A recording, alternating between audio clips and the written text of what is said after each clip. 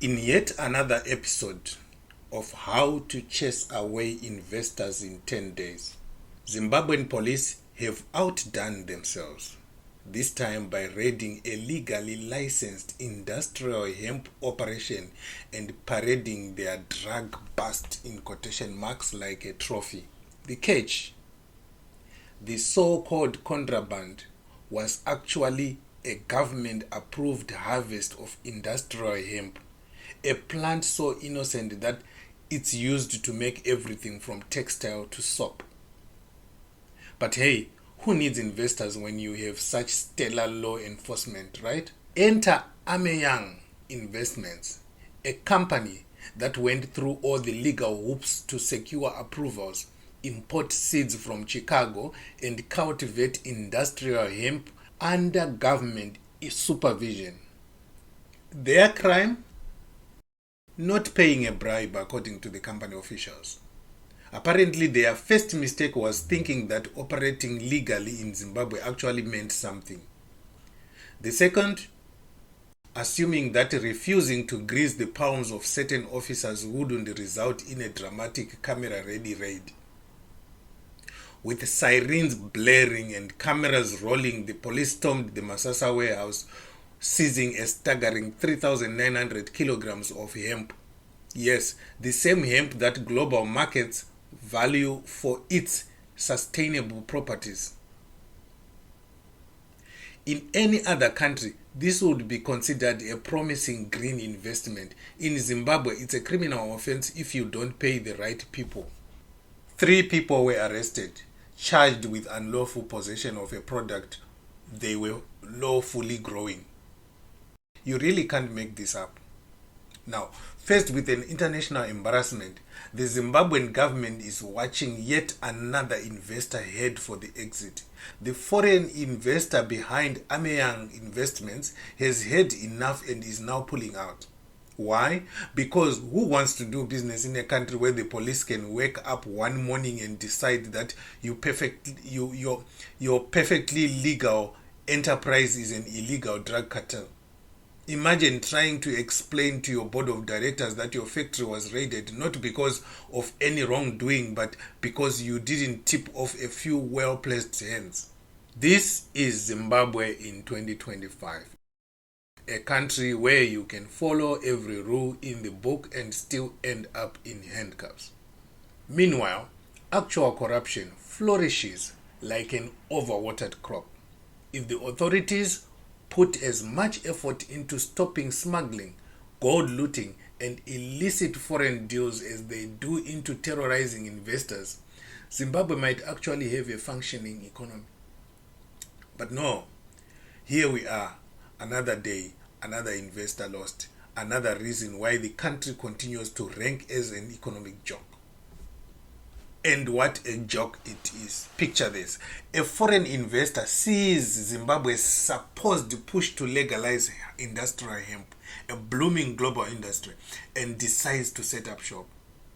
They secure all necessary paperwork, comply with all the regulations, and do everything by the book. They even import their hemp seeds with full permission from the Minister of Agriculture. They operate legally, pay taxes, create jobs, and contribute to the economy. Then one day, a group of police officers show up acting like they just busted the Pablo Escobar of hemp farming. They demand a bribe. The company refuses because silly them. They thought Zimbabwe was trying to attract investors, not chase them away. The officers leave but come back later, this time with their bosses, a full camera crew, and a mission to create a sensational drug bust that would make international headlines. So now, instead of showcasing a successful investment, Zimbabwe is in the news for arresting people who followed the law. Investors across the world are watching, shaking their heads, and crossing Zimbabwe off their list of potential business destinations. It's not enough that the economy is in shambles, that the currency is about as stable as a drunk man on a tightrope, or that inflation has turned basic groceries into luxury goods. No. The government has to go the extra mile to make sure that anyone foolish enough to believe in Zimbabwe's business potential gets a reality check in the form of harassment and unlawful arrest. Let's be honest, at this point, trying to invest in Zimbabwe is like trying to build a house on quicksand. No matter how carefully you plan, no matter how strong your foundation, sooner or later the ground beneath you will give way and you will sink. The authorities don't seem to realize that investors don't just bring money, they bring jobs, technology, expertise, and access to global markets. But instead of embracing them, the Zimbabwean government seems determined to send them running. It's almost as if the entire system is designed to keep the country poor and dependent on handouts, while a select few continue to loot state resources without consequence. Just look at what happened to Ameyang Investments. Their industrial hemp was lawfully cultivated, yet it was paraded like a cocaine bust. Their employees were thrown behind bars for handling a product the government itself had approved. And when they pointed to their paperwork, the authorities conveniently ignored it because acknowledging the truth would mean admitting they were wrong. And in Zimbabwe, that's never going to happen. The state would rather double down on a bad decision than admit that corruption and incompetence are the real threats to the company. You want proof? Okay, we will show you the certificates. Here is proof that Ameyang had been licensed and approved to grow the hemp and to manufacture whatever they were going to do, the fabrics and everything. Meanwhile, the real criminals, the ones smuggling gold, the ones running forex cartels, the ones looting state funds, are sitting comfortably in their mansions, sipping imported whiskey and laughing at the absurdity of it all. They know the game. They know that in Zimbabwe, the law is just a tool to silence opponents and extract bribes from those who still believe in fairness. They know that as long as you are connected, you can get away with anything. And they know that as long as the police are busy raiding legal businesses, no one will be paying attention to the billions being siphoned out of their country by the true economic saboteurs. So, where does this leave Zimbabwe? Right back where it started. Broke, corrupt, and hostile to anyone who dares to dream of a better future. Investors are leaving, the country is shrinking, and the authorities are too busy chasing imaginary drug lords to notice that the real criminals are the ones giving them orders. At this rate, even local businesses will start looking for a way out. Because who wants to operate in a country where your legal success can be turned into a crime overnight? But hey, at least the government can celebrate another successful police operation. Maybe they will even hold a press conference to boast about how they single-handedly saved Zimbabwe from the horrors of industrial hemp.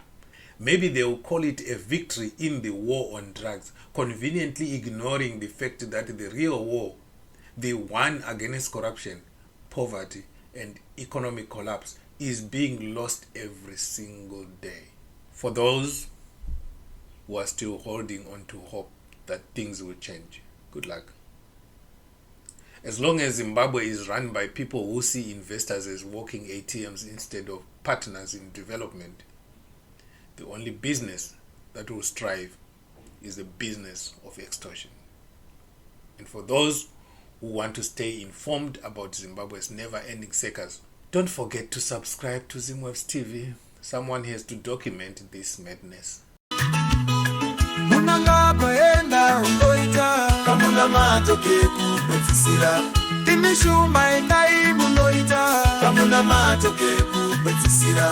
Birika povari kukundana kamuna matoke kupedzisira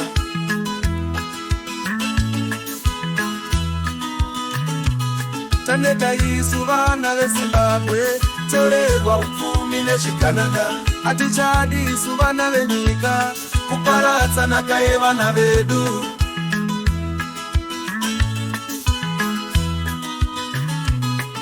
saka tatienda unoita kamuna matoke kupedzisira chitananda endai munoita kamuna matoke kupedzisira parakashi endai munoita kamuna matoke kupedzisira mageza vane siginaro kamuna matoke kupedzisira tandeta isu vana vezimbabwe toerwa upfumi nezvikananda hatichadi isu vana venyika kuparadza nhaka yevana vedu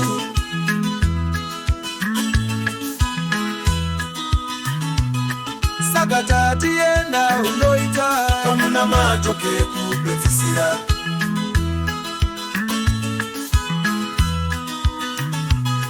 vemauto tibatsireipa kamuna matoke kupedzisira pasi yese ngatitsvamukepa kamuna matoke kupedzisira mazano endai munoita kamuna matoke kupedzisira tandeta isu vana vezimbabwe torerwa upfumi nezvikananda hatichadi isu vana venyika kuparadza nhaka yevana vedu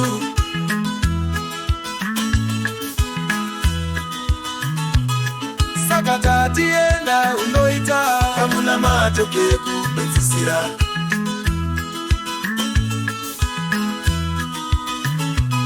chitananda endai munoita kamuna matoke kupedzisira parakashi endai munoita kamuna matoke kupedzisira mageza vane siginaro kamuna matoke kupedzisira tandeta isu vana vezimbabwe toerwa upfumi nezvikananda hatichadi isu vana venyika kuparadza nhaka yevana vedu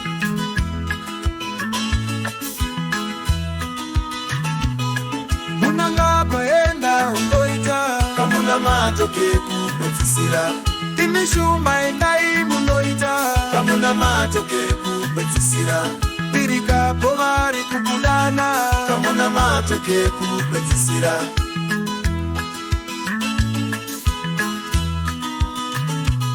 tandeta isu vana vezimbabwe torerwa upfumi nezvikananda hatichadi isu vana venyika kuparadza nhaka yevana vedu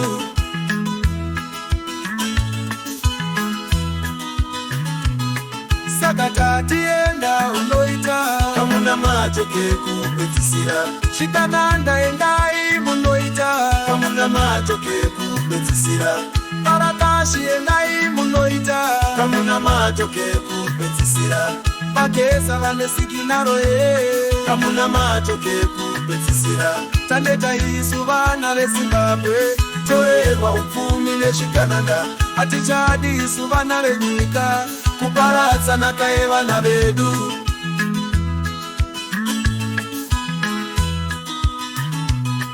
saka tatienda unoita kamuna matoke kupedzisira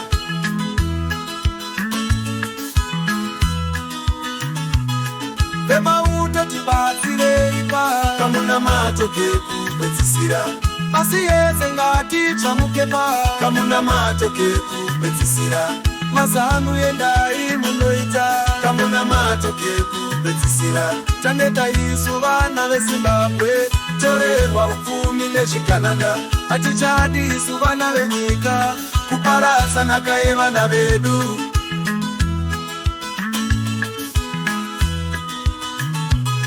saka tatienda unoita kamuna matoke kupedzisira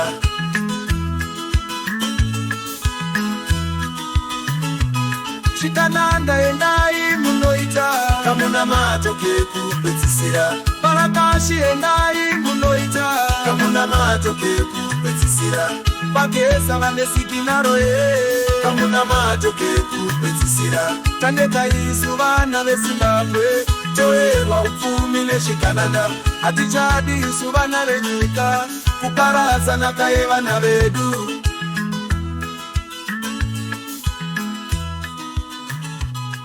saka tatienda unoita kamuna matoke kupedzisira chitananda endai munoita kamuna matoke